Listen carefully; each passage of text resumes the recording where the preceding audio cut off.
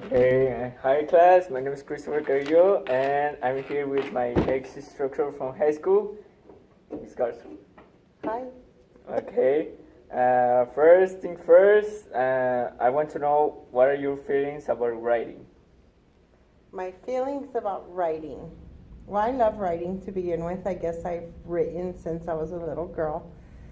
Writing can be used for a lot of things, but I think that we mostly use writing as an exit, to release feelings or emotions or ideas. We use it to explain or to persuade, which is kind of what we teach in school. But a lot of people just write just to write, and I think it's kind of a emotional release, which is good.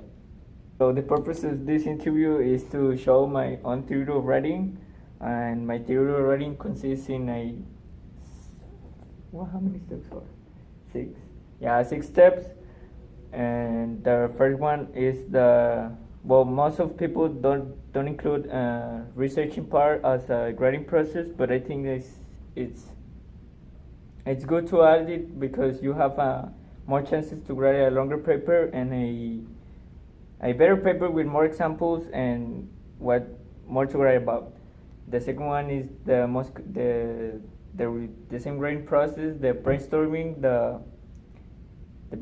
pre-writing, the drafting, the research, the revising, and the editing part. And for me and my own experience, my challenging step from my theory writing is the brainstorming because at the time of show my ideas, I don't have enough examples to write about, so I think that's the most challenging part of my theory writing. But from you, what you think that is the most challenging?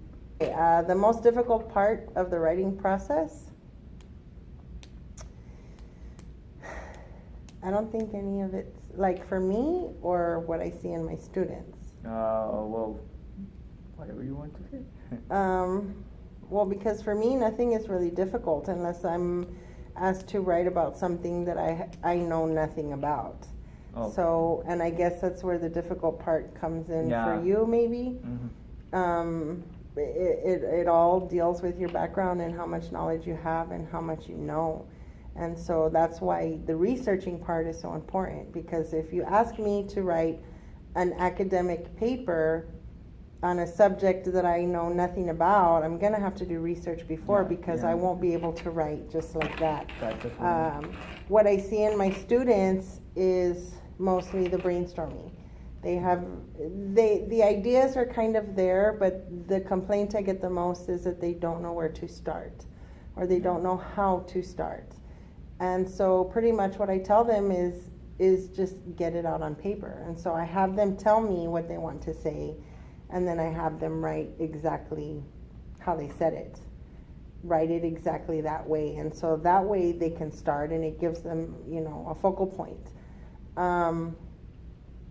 Writing isn't difficult for me because I've done it so much and for so long that there's really I guess maybe the hardest part, if I want to do it academically and I want to do it correctly, would probably be having other people read what I write, because it's personal, and those are your ideas and they're your thoughts. And so if somebody is correcting that, I guess, or telling you it's wrong, or maybe has a specific revision that I wouldn't agree with, that would probably be the most difficult thing for me. But getting my ideas out there and letting other people read them.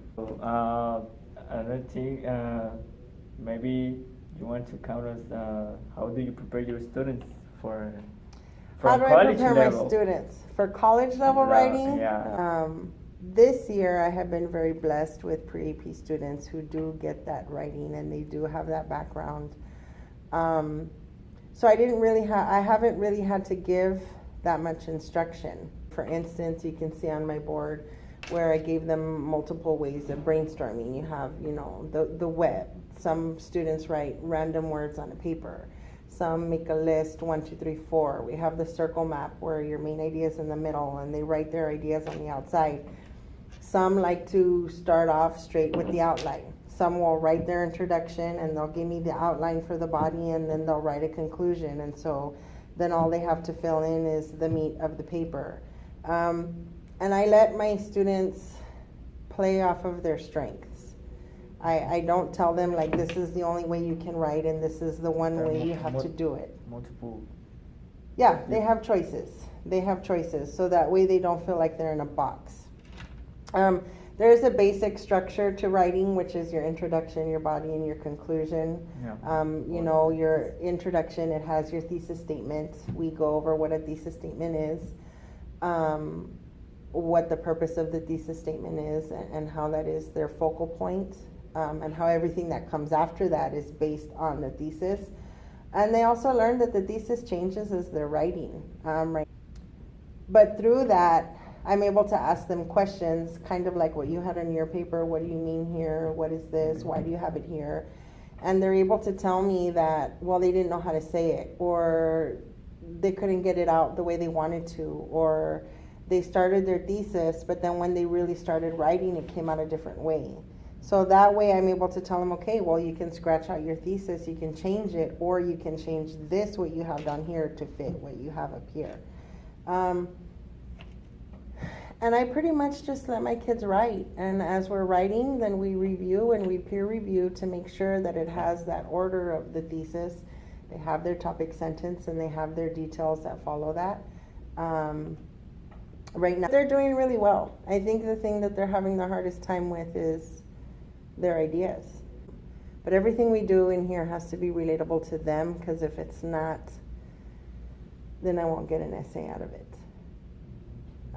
But another thing I want to mention is that, do you think that books help to make essays? I think you already know the answer to that, Yeah, and my well, answer is yes. I'm a strong believer in, you know, a person who reads is going to know more than someone who does not. And and you've learned that firsthand. Yeah. And it's for that simple reason, because someone who is so sheltered and doesn't do anything or go anywhere, and it's all about school and work or school and whatever, you know, they're working towards their goal so hard that everything else is kind of closed around them. The only way they're going to get a picture to what that outside world is, or any of that knowledge that's out there, is through reading. And so, you know, like Dr. Seuss said, the more you read, the more you know. The more you know, the more places you'll go. And so I firmly believe, I strongly believe that, you know, if it wasn't for books, I wouldn't be a writer. And you learn values from books. You know, whatever the character is learning, those are things that you learn as well, whether it's good or bad. You're learning what to do or what not to do. And so in writing, you have great examples of sentences and structure and language and vocabulary, and I think all of that can be utilized in your writing, because everything comes from somewhere. It started somewhere first a long time ago, and our books are just ideas upon ideas upon ideas that have been passed down from generation to generation to generation. So really, there's nothing that's really new. There are ideas that have been built upon other ideas. And so I think it helps us. Oh, yes, I learn a lot from books, like the high vocabulary, you know, that are not books.